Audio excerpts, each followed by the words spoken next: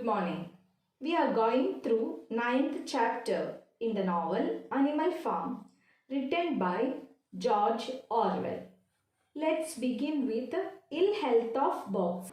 Boxer's split hoof takes a long time to heal. He refuses to take time off from work on the windmill, but in the evenings he shares with Clover that his hoof is painful. Clover and Benjamin encourage Boxer to be careful, but Boxer insists he wants to see the windmill done before he retires. Now we are going through establishment of the laws of the animal farm.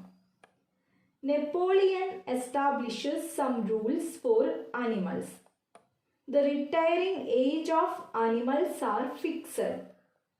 The age of retirement for horses and pigs is 12, for cows at 14, for dogs at 9, for sheep at 7, and for hens and geese at 5 on animal farm.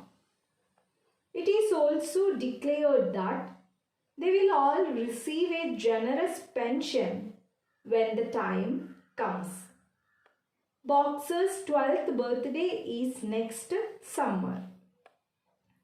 Even though Boxer looks forward to retirement, keep in mind that Napoleon just reassigned the retirement pasture for barley.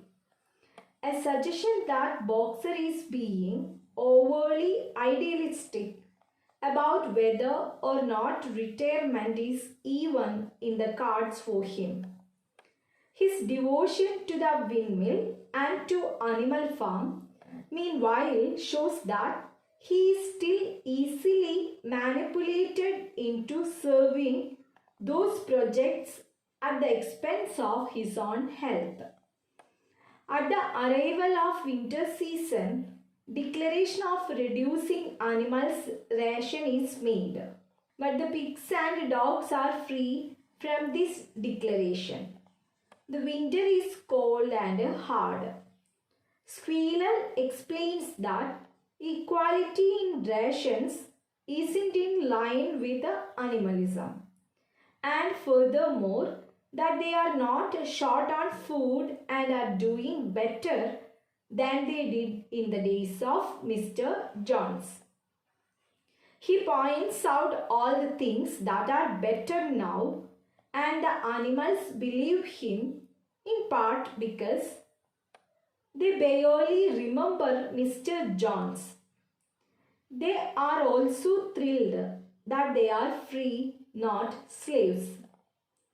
The hungry animals imply that clearly there is not enough food, while Squealer's figures and insistence that food equality isn't in line with animalism allows him to abuse language to trick the animals into believing that this is as it should be. At this point, the pigs are also seriously corrupting language, as the original 7 commandments have lots of room to argue for ration equality. In order to impose the superiority of pigs on other animals, a resolution is passed that when a pig meets other animal on the road, the latter should stand aside. The pigs begin to wear green ribbons on their tails on Sundays. That spring, the 4 sows give birth to 31 piglets, all obviously Napoleon's children. Napoleon announces plans for a schoolroom for them, but teaches them himself in the farmhouse kitchen. The piglets aren't allowed to play with other animals.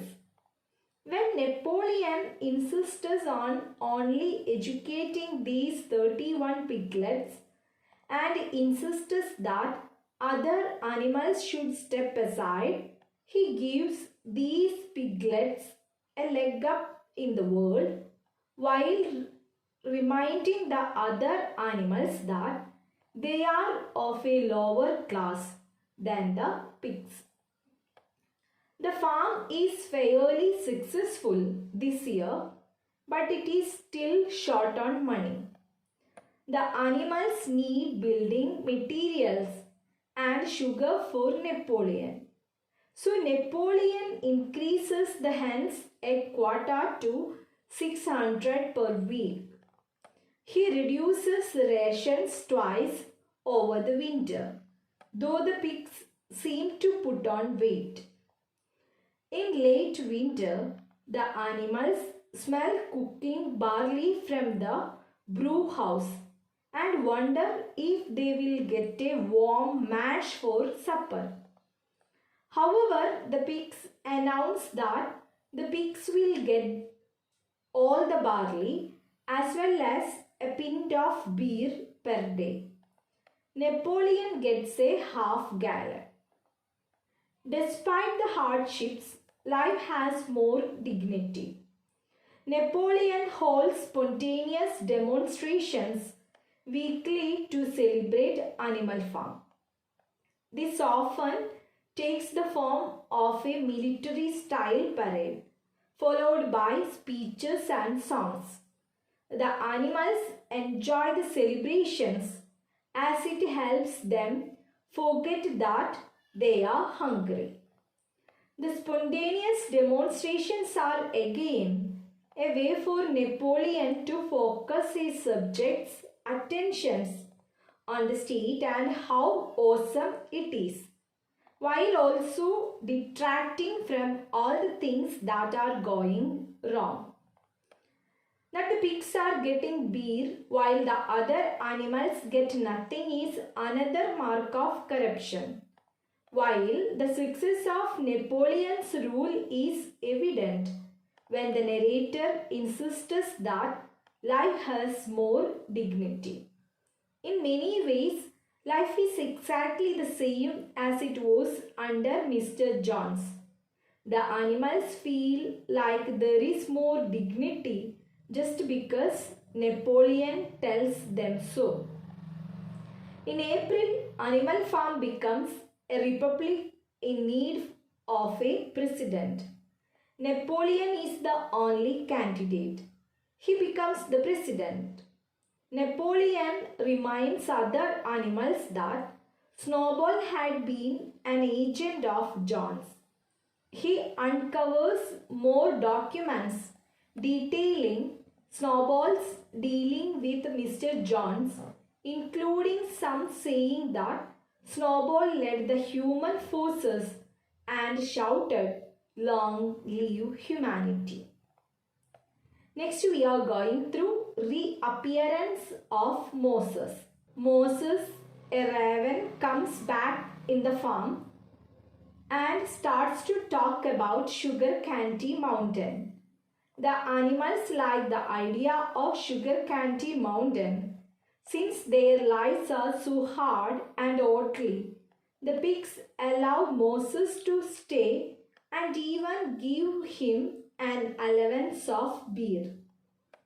Indeed, the idea of Sugar Candy Mountain makes the animals even more likely to continue to submit to Napoleon's demands, as they now have hope that things will get better in the afterlife. In this sense, Moses gets his beer because he is giving the pigs another tool to hang on to their power. Now we are going through death of Boxer. Boxer is curious to build the windmill. Boxer works harder than ever once his hoof heals, though all the animals work like slaves. His cot begins to look somewhat dull, and he seems to function on determination alone. But the animals reason he will pick up once summer comes. Clover and Benjamin warn him to take care of himself, but Boxer ignores them. One summer evening, however, Boxer falls while dragging stone to the windmill. The animals rush to him, and Boxer weakly tells Clover that his lung has collapsed. But he doesn't care. His work means the other will be able to finish the windmill without him. He is looking forward to retirement now. Except for Benjamin and Clover, all the animals run to tell Squealer what happened. Squealer concernedly tells Boxer that Napoleon is going to send him for treatment at the Willingdon Veterinary Hospital. This disturbs the animals, but Squealer convinces them that the vet is better able to help Boxer. Boxer manages to limp back to his stall and remains there for 2 days. Benjamin and Clover stay at his bedside when they are not working and listen to Boxer talk about studying the alphabet once he is retired. Boxer's desire to study the alphabet suggests that on some level, Boxer recognizes that getting some education will be the key to spending his old age, like old Major did, as a visionary with time to think about the world and how it works. His belief that he will be able to retire, however, is indicative of his blind trust that Napoleon still has his best interests at heart. The van arrives to take Boxer away in the middle of the day, while the other animals are working. The animals are astonished when Benjamin races for them, braying that they are taking Boxer away. Braying means harsh cry of a donkey. The animals race back to see Boxer in a big horse-drawn van with lettering on the side. They yell goodbye to Boxer, but Benjamin reads the writing on the van. Alfred Simmons, horse slaughterer and glue boiler. He informs that Boxer has been sent to the butcher's house. At this news, all the animals are excited. The man whips his horses and they race down the drive. Clover shouts for Boxer to get out and Boxer kicks a few times, but he is too weak. They never see Boxer again. 3 days later, Squealer announces that Boxer died in the hospital and that he was with Boxer to the end. Boxer's last words were in support of the windmill, Napoleon, and Animal Farm. Boxer's unthinking loyalty to Animal Farm, which robbed him of knowledge of his strength, combined with Benjamin's silence, means that Benjamin never alerted Boxer to the fact that if he had chosen to do so, he could have stopped Napoleon's reign of terror long ago with a single kick. Boxer's weak kicks are a stark contrast to his former strength, symbolizing how the state used and abused him until he was no longer useful to them or able to survive for himself. Suspiciously, Squealer notes that he's heard rumors that some animals believe Boxer went to the glue factory. This isn't true. Napoleon would never do that for one and for another. The veterinary hospital had just purchased a van from the glue factory and hadn't yet had the opportunity to repaint it. Squealer's descriptions of Boxer's death and of the misunderstanding calmed the animals. The pigs decide to mourn the death of Boxer, so the party is arranged by them. Napoleon gives a speech honoring Boxer.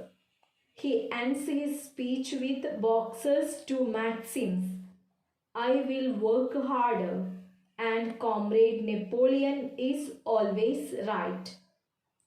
He orders a wreath for Boxer's grave. He announces a banquet in Boxer's honor in a few days. Banquet means elaborate and formal meal for many people. On the day of the banquet, the pigs receive a crate at the farmhouse and spend the night singing.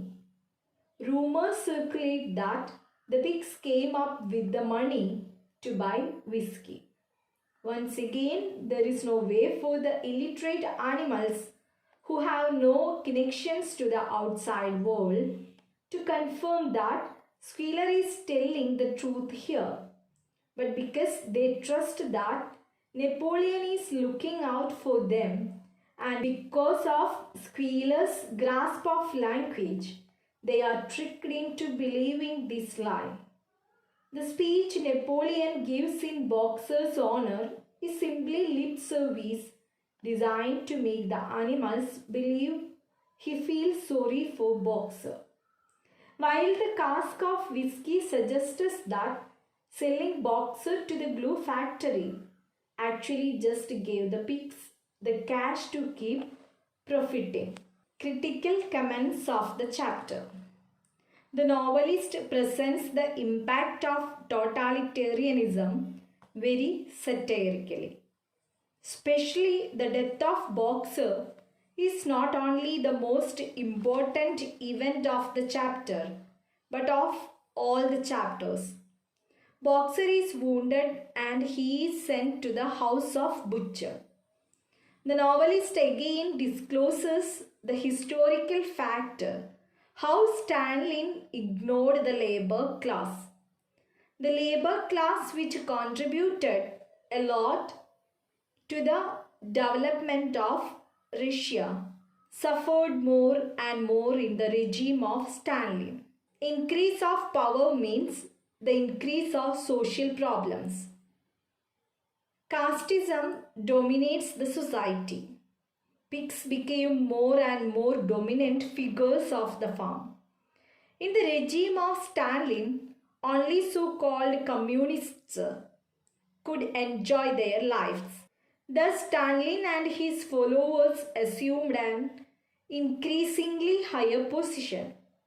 We observe a growing resemblance in their conduct to that of Nicholas II. 9-ാമത്തെ അധ്യായത്തിലൂടെ കടന്നു പോകുമ്പോൾ ബോക്സറിൻ്റെ പിളർന്ന കുളമ്പ് സുഖം പ്രാപിക്കാൻ ഏറെ ദിവസങ്ങൾ വേണ്ടി വന്നു. എന്നാൽ ഒരു ദിവസം പോലും വിട്ടുനിൽക്കാതെ കാറ്റാടിമില്ലിൻ്റെ നിർമ്മാണത്തിൽ അവൻ കഠിനാധ്വാനം ചെയ്തു. ഇത്ര കഠിനമായി അധ്വാനിക്കരുതെന്ന് ബെഞ്ചമിനും ക്ലോവറും ബോക്സറോട് ആവശ്യപ്പെട്ടു. ഒരു കുതിരയുടെ ശ്വാസകോശം എല്ലാ കാലത്തേക്കും നിലനിൽക്കുന്നതല്ല എന്ന് ക്ലോവർ അവനെ ഓർമ്മിപ്പിച്ചു. എന്നിട്ടും അവൻ പിന്മാറിയില്ല. അനിമൽ ഫാമിൻ്റെ മൃഗങ്ങളുടെ വിരമിക്കൽ പ്രായം നിശ്ചയിച്ചു. മൈതാനത്തിൻ്റെ മൂല വേലി കെട്ടി തിരിച്ച് വിരമിക്കുന്ന മൃഗങ്ങൾക്ക് മേയാനുള്ള സ്ഥലമാകുമെന്ന വാർത്ത പരന്നു. ഒരു കുതിരയ്ക്ക് പെൻഷനായി ഒരു ദിവസത്തേക്ക് 5 പൗണ്ട് ചോളവും 15 പൗണ്ട് വൈക്കോലും പൊതു അവധി ദിവസങ്ങളിൽ പറ്റുമെങ്കിൽ ഒരു ക്യാരറ്റോ ആപ്പിളോ കൊടുക്കാൻ തീരുമാനമായി. വരുന്ന വേനലിലാണ് ബോക്സർക്ക് 12-ാം പിറന്നാൾ. തണുപ്പുകാലമായപ്പോൾ മൃഗങ്ങളുടെ റേഷൻ വിതരണത്തിൽ വെട്ടിക്കുറച്ചിലുകളുണ്ടായി. സ്ക്വീലർ എപ്പോഴും വെട്ടിക്കുറയ്ക്കൽ എന്ന പദത്തിന് പകരം പുനഃക്രമീകരണം എന്ന വാക്ക് ഉപയോഗിച്ചു. എന്നാൽ പന്നികളും പട്ടികളും ഈ പുനഃക്രമീകരണത്തിൽ നിന്ന് ഒഴിവാക്കപ്പെട്ടു. വസന്തകാലത്തിൽ 4 പന്നികൾ ഒരേ സമയം പ്രസവിച്ചു. 31 മുഴുത്ത പന്നിക്കുട്ടികൾ. അവരുടെ പിതാവായ നെപ്പോളിയൻ ഫാം ഹൗസിൻ്റെ പൂന്തോട്ടത്തിൽ അവയ്ക്കായി ഒരു ക്ലാസ് മുറി നിർമ്മിക്കാൻ ഉത്തരവിട്ടു. ഒരു പന്നിയും മറ്റേതെങ്കിലും മൃഗവും വഴിയിൽ കണ്ടുമുട്ടിയാൽ ആ മൃഗം വഴിയിൽ നിന്നുമാറി നിൽക്കണമെന്ന നിയമത്തിലൂടെ കാസ്റ്റ് സിസ്റ്റവും പന്നികളുടെ ആധിപത്യവും ഊട്ടി ഉറപ്പിച്ചു. പന്നികൾക്ക് ഞായറാഴ്ച ദിവസങ്ങളിൽ വാലിൽ പച്ച റിബൺ ധരിക്കാനുള്ള അവകാശം നിലവിൽ വന്നു. ബാർലി ഉപയോഗിച്ച് ചാരായം വാറ്റാൻ തുടങ്ങി. എല്ലാ ബാർലിയും പന്നികൾക്കു വേണ്ടി സംവരണം ചെയ്തിരിക്കുന്നു എന്ന പുതിയ നിയമവും വന്നു. ഓരോ പന്നിക്കും അരക്കുപ്പി ബിയർ ദിവസവും വിതരണം ചെയ്തു. അരഗ്യാലൻ നെപ്പോളിയനും. അനിമൽ ഫാമിൻ്റെ സമരങ്ങളും വിജയങ്ങളും ആഘോഷിക്കുക എന്ന ലക്ഷ്യത്തോടെ നൈസർഗിക പ്രകടനങ്ങൾ എന്ന് വിളിക്കപ്പെടുന്ന മാർച്ചുകൾ ആഴ്ചയിലൊരിക്കൽ നടത്താൻ നെപ്പോളിയൻ ആജ്ഞ നൽകി. വിശപ്പും കഠിനാധ്വാനവും മറയ്ക്കാൻ ഇത്തരം മാർച്ചുകൾ മൃഗങ്ങൾക്ക് സഹായകമായി. ഏപ്രിലിൽ അനിമൽ ഫാം റിപ്പബ്ലിക്കായി പ്രഖ്യാപിക്കുകയും നെപ്പോളിയൻ പ്രസിഡൻ്റായി വാഴ്ത്തപ്പെടുകയും ചെയ്തു. സ്നോബോൾ ജോൺസിൻ്റെ കൂട്ടാളിയാണെന്ന് തെളിയിക്കുന്ന പല രേഖകളും ഹാജരാക്കാൻ നെപ്പോളിയന് കഴിഞ്ഞു. വേനൽക്കാലത്തിൻ്റെ മധ്യത്തോടെ മോസസ് എന്ന മലങ്കാക്ക വീണ്ടും ഫാമിൽ തിരിച്ചെത്തി. ഷുഗർ കാൻഡി പർവ്വതത്തെപ്പറ്റിയുള്ള അവൻ്റെ വർണ്ണനകൾ ഈ കഷ്ടപ്പാടുകൾക്കിടയിലും മൃഗങ്ങൾക്ക് ആശ്വാസമായി തോന്നി. ബോക്സറുടെ കഠിനാധ്വാനം അവനെ ക്ഷീണിതനാക്കി. ഒടുവിൽ കല്ലിൻ്റെ വൻ ശേഖരം കാറ്റാടി മില്ലിലേക്ക് വലിച്ചു കൊണ്ടുവരുന്ന ഒരു യാത്രയിൽ അവൻ തളർന്നു വീണു.